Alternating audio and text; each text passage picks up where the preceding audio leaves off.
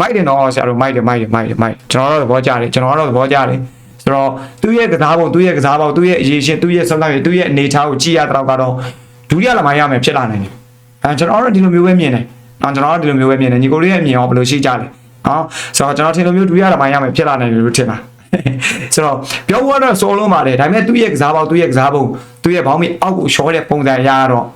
့လုံးဝလမိုင်းပဲတပြားမှမရှော့ဘူးကဲညီကိုတို့အားလုံးပဲမင်္ဂလာပါကျွန်တော်ရဲ့ Top United ဆိုတဲ့ channel လေးရနေပြီးတော့ကြိုဆိုပါရညီကိုလေးနော်မင်းညတော့ကကျွန်တော်တို့ United အသင်းရဲ့ပြည်သက်တွေကို surprise ပြောင်းရွှေ့တစ်ခုကျွန်တော်ရဲ့အသင်းတရားဝင်လက်မှတ်ရေးထိုးပြီးတော့ကြေညာခဲ့ပါတယ်ဒီနောက်တွေလည်းအားလုံးအံ့ဩသွားခဲ့ပါတယ်နော်အဲ့ဒီကစားမကိုညီကိုတို့သိပြီးသားပါဒါဒီကစားမကတော့ Spa အသင်းရဲ့လူငယ်အသင်းကနေကျွန်တော်ရဲ့အသင်းရဲ့ senior အသင်းကိုဆွဲခေါ်လာခဲ့တဲ့တွန်းဆန်မဲ့ဖြစ်ပါတယ်ဆိုတော့တွန်းဆန်နဲ့ပတ်သက်ပြီးတော့တချို့ညီကိုလေးကကျွန်တော်ကိုသူ့ရဲ့ schedule file လေးကိုတုံးတက်ပေးပါဦးသူ့ရဲ့ခြေနေနဲ့ပတ်သက်ပြီးတော့ပြောပြပေးပါအောင်ဆိုပြီးတော့တောင်းဆိုထားတဲ့အတွက်ကြောင့် join နေတွန်းဆန်ရဲ့ခြေနေလေးနဲ့ပတ်သက်ပြီးတော့ schedule file လေးကိုပြင်ရှင်းလုပ်က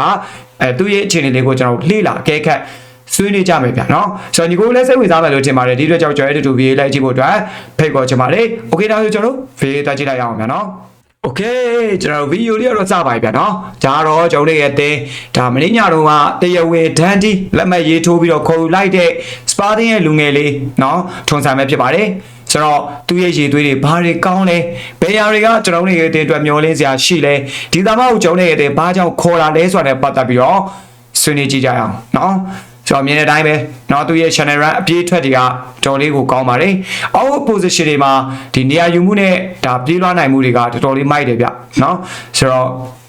space ယူနိုင်တဲ့ပုံစံမျိုးတွေပေါ့เนาะနောက်ပြီးတော့သူ့မှာထူးခြားချက်က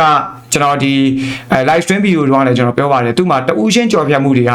ကတော်တော်လေးကောင်းတဲ့step over တွေနဲ့ကြော်ဖြတ်မှုတွေကတော်တော်လေးမိုက်တယ်ကြည့်လိုက်မိုက်တယ်เนาะဆိုတော့အဆွဲရုံကောင်းတဲ့ area စုံနဲ့ဝင်ပြီးတော့ဂိုးပေါက်တွေကန်သွင်းတတ်တဲ့ပံ့ပိုးမှုတွေပြုလုပ်တတ်တဲ့ကစားမလို့ပြောရင်ပုံမှန်လိမ့်မယ်ဆိုတော့ဒါကြောင့်ဒီကစားမရဲ့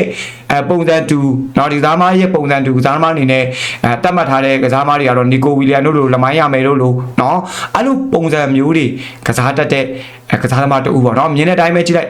်ဟိုလမိုင်းရမယ်လို့နီကိုဝီလီယံလိုနဲ့ကစားတဲ့ပေါက်ကနော်ဆိုတော့ပူတူတာတော့လမိုင်းရမယ်နဲ့နော်ဘာလို့လဲဆိုတော့ဘောင်းမီအောက်ကိုချောထားတာဆရာကြီးနော်ဘောင်းမီအောက်ကိုချောပြီးကစားတဲ့ကောင်နော်ဆိုတော့ဘောင်းမီအောက်ကိုချောတာလွဲပြီးကျန်တာတော့ကြည့်လို့ရပါတယ်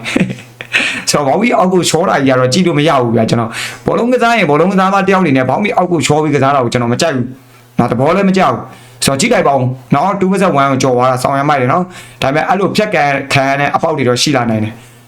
ဆိုတော့သုံးသပ်မှုပိုင်းတွေလဲဒါဟိုတည်တတ်တဲ့ပုံစံမျိုးတွေတော့မြင်ရပါတယ်အဓိကတော့ကျွန်တော်သူ့ကိုကြိုက်တာဒီတဝူးချင်းစောစောတွေပေါ့နော်သူ့ရဲ့ double scale တွေနော်ဆိုတော့တဝူးချင်းကြော်ဖြတ်မှုအပိုင်းတွေကြည့်လိုက်နော်သူ့ရဲ့ double scale ကတော်လေးအစွဲရုံကောင်းတယ်ဒီမှာဆိုလဲကြည့်လိုက်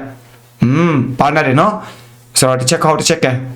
ဆိုတော့ကျွန်တော်လက်ရင်းအတွက်အားကိုးရနိုင်တဲ့ player တူအနေနဲ့တော့မြင်မိတယ်ဆိုတော့စမဘေးကိုပေါင်သန်း50နဲ့ခေါ်မယ်ဆိုတော့ဒီလိုကစားမမျိုးလေးကိုကျွန်တော်တို့ဒီလိုဈေးနှုန်းမျိုးနဲ့ဒီလိုနှိုက်ခေါ်လိုက်တာကျွန်တော်တို့အတွက်အနာဂတ်ပေါ့နော်ကျွန်တော်တို့အနာဂတ်အတွက်အများကြီးမျှော်လင့်လို့ရတယ်စမဘေးရဲ့လက်ရှိတက်ပြ25နှစ်နောက်3-5နှစ်ပေါ့ဗျာဆမ်မာဘေးကိုကျွန်တော်သုံးရမှာဒါတော့မှဆမ်မာဘေးကိုကျွန်တော်တို့ကပရီးမီးယားလိအတွေ့အကြုံတွေဘာတွေညာလေးအများကြီးပေးရအောင်မှာဖြစ်တဲ့အတွက်ကြောင့်သူ့ကိုကျွန်တော်တို့နောက်တစ်နှစ်လောက်မှအကောင်းဆုံးရည်သွေးတွေယူပြီးတော့သုံးရမှာဆိုတော့ဒီသားမကိုကျွန်တော်တို့ရတာကလက်ရှိပေါင်လေးတန်းနဲ့ရမယ်နော်ပေါင်လေးတန်းဒီကစားမရည်သွေးကောင်းတွေပြမှတတ်မှတ်ထားတဲ့ချိန်ကာလအတွင်းပုံစံကောင်းတွေပြမှကျွန်တော်တို့ကနောက်ထပ်၄တန်းကိုထပ်ပေးရမှာနော်ဆိုတဲ့ကြောင့်ကျွန်တော်တို့အများကြီးဟိုဘယ်လိုပြောမအောင်အပြောင်းရွှေ့ရကောင်းသွားနိုင်တဲ့အခြေအနေမျိုးပေါ့နော်ကောင်းသွားနိုင်တဲ့အခြေအနေမျိုးကျွန်တော်ဒီသားမကိုခေါ်လိုက်ရှင်ရဲ့နောက်ွယ်ကအကြောင်းပြချက်လဲကျွန်တော်ထင်တယ်မာကာရက်ဖို့စက်ထားခြင်းလို့ကျွန်တော်နေထင်တယ်ပေါ့နော်ဆိုတော့ကျွန်တော်ကစားမကွင်းတဲ့နောက်ဒီလက်ရင်းကစားမတူအစ်မခေါ်ယူတော့ဘဲနဲ့မာကာရက်ဖို့စက်ထားပြီးတော့ဒီကားမကိုကျွန်တော်တို့အချိန်ပေးမယ်ပေါ့နော်ဆိုတော့မာကာရက်ဖို့အတင်းကနေထွက်သွားတဲ့အချိန်ကျရင်ဒီစားမကိုအဲ့နေရာကိုစားပြန်ထိုးမယ်အဲ့လိုပုံစံမျိုးပေါ့နော်ကြည့်လိုက်သူ့ရဲ့စမ်းသပ်ရေးတွေကလုံးဝပေါ်ပေါ်လွင်လွင်ကြီးကိုကျွန်တော်မြင်နေရတာဗျာနော်ဆိုတော့တကယ်ကောင်းတဲ့ပလေယာဗျာအဲ့ရဘောင်းမီအောက်ကိုချိုးထားတဲ့အခြေအနေကလွဲပြီးကျွန်တော်အကုန်လုံးထောက်ကျိုးတယ်တော့ဘောင်းမီအောက်ကိုချိုးထားလိုက်ရကျွန်တော်လုံးဝမကြိုက်ဘူးလမိုင်းရမယ်ဘောင်းမီအောက်ကိုချိုးထားတာလေကျွန်တော်မကြိုက်ဘူးတော်လေးကိုသဘောမကျတာဘောလုံးကန်တဲ့ကစားမတယောက်နေနဲ့ဘောင်းမီအောက်ကိုချိုးလာပြီးကျွန်တော်မကြိုက်တာအဓိကပိုင်းပဲနော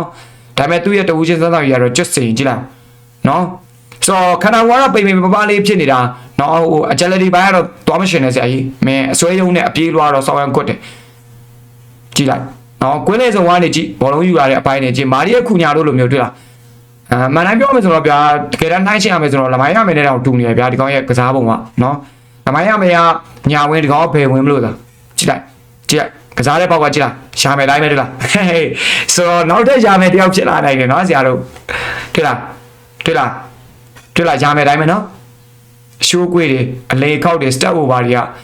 ခန္ဓာကိုယ်အရေးနေတာနော်ရှာမယ်တိုင်းမှာရှာမယ်ဆွဲယုံနေတာစတွေ့လာ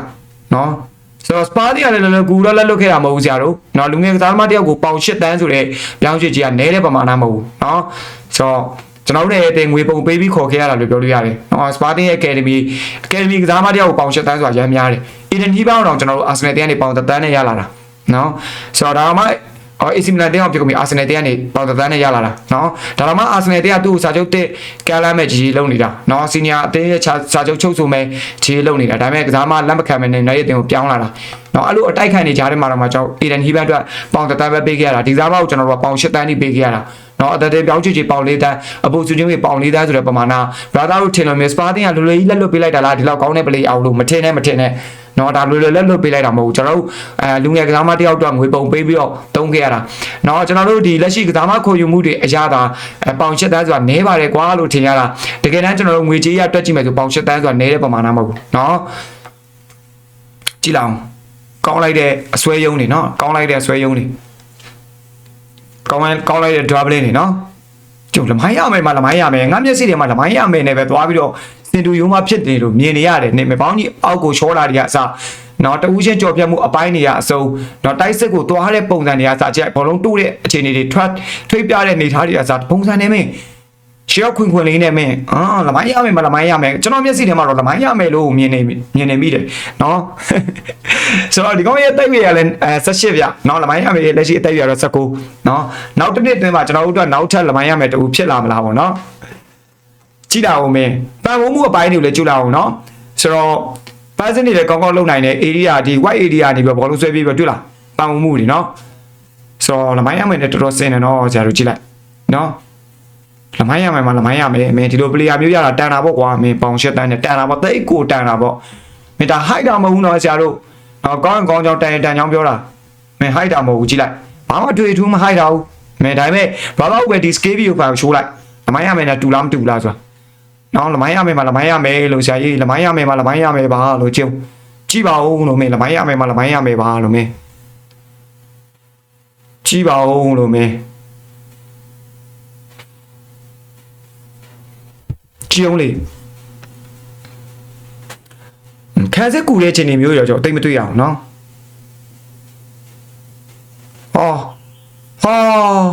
်ကောင်းလိုက်တာကွာခံစစ်ကူတဲ့ချိန်တွေမျိုးရောကျွန်တော်တိတ်မတွေ့ရဘူးဒါပေမဲ့ဟိုတိုက်စစ်ဆောင်းဆောင်ကြီးကတော့လုံးဝကျွတ်စီဟာတော့ယောက်ကြားတဲ့နေပိုင်းခံရမှာပဲမင်းသူ့ရဲ့ကစားပုံကပိုင်းခံရမဲ့ပုံပဲမင်းဖြက်ကန်ရတာလို့ပိုင်းခံရမဲ့ပုံလို့မင်းကြည့်လိုက်ကျေရောက်ကြီးလမိုင်းလို့မင်းလမိုင်းမင်းနောက်ထပ်လမိုင်းတစ်ခုဖြစ်လာနေတယ်ကြည့်လိုက်ရှယ်ပဲရောက်ကြီးမင်းအနာဂတ်မှာတော့မျောလင်းချင်စရာပဲမင်းဒီစားမောက်လက်ရဲမှာထားလိုက်ကွာမင်းဂျီကိုမင်းနံပါတ်10 room မှာထားမလားမင်းဂျီကနံပါတ်10 room ရဲ့ဆော့တက်တယ်နော်နံပါတ်10 room မှာစားမလား right way မှာထားမလားထားလိုက်ကွာမင်းပြီးသွားပြီငါတို့ရဲ့အနာဂတ်ကမိုက်တယ်နော်ဆရာတို့မိုက်တယ်ကျွန်တော်တို့သဘောကျတယ်ဆိုတော့သူ့ရဲ့ကစားပုံသူ့ရဲ့ကစားပေါက်သူ့ရဲ့အရေးရှင်သူ့ရဲ့ဆုံးဖြတ်ချက်သူ့ရဲ့အနေထားကိုကြည့်ရတော့ကတော့ဒုတိယလမိုင်းရမယ်ဖြစ်လာနိုင်တယ်ကျွန်တော်တို့ဒီလိုမျိုးပဲမြင်တယ်ညီကိုလေးရဲ့မြင်အောင်ဘယ်လိုရှိကြလဲဆိုတော့ကျွန်တော်ထင်လို့မျိုးဒုတိယလမိုင်းရမယ်ဖြစ်လာနိုင်တယ်လို့ထင်တာဆိုတော့ပြောဖို့တော့စိုးလုံးပါတယ်ဒါပေမဲ့သူ့ရဲ့ကစားပေါက်သူ့ရဲ့ကစားပုံသူ့ရဲ့ဘောင်းမီအောက်ကိုရှော့တဲ့ပုံစံရတော့လုံးဝလမိုင်းပဲတပြားမှမရှော့ဘူးเนาะဆိုတော့တန်တဲ့ဒီလို player မျိုးကိုကျွန်တော်တို့ဒါပေါင်8တန်းနဲ့ငွေပုံပေးပြီးခေါ်ခဲ့ရပါမယ်ဆမဘေးတို့ကိုခေါ်ပြီးမှတဲ့ဆိုင် IDR တို့ကိုခေါ်ပြီးတော့အရန်ကုန်မှာထားမှတဲ့ဆိုင်ကျွန်တော်တို့လောက်ကစားစားလဲနည်းနည်းပါးလေးနဲ့ပြောင်းရွှေ့ချင်လဲနည်းနည်းပါးလေးနဲ့ကျွန်တော်တို့ရဲ့အရန်ကုန်မှာတကယ်ကိုတဲလန့်ရှိတဲ့လူငယ်တယောက်ကိုထားရှိနိုင်မှာတိတ်ကိုကောင်းတဲ့အစီအစဉ်ပေါ့ဟုတ်တယ်မလားဆိုတော့ကျွန်တော်တို့သဘောကျတယ်ညီကိုတော့သဘောကျလားဘယ်လိုမြင်ကြလဲကျွန်တော်ရဲ့ comment လေးမှာဝင်ရောက်ပြီးတော့ဆွေးနွေးချင်းခုန်ပေးကြဖို့အတွက်ပြောရှင်းပါတယ်ဗျာနော်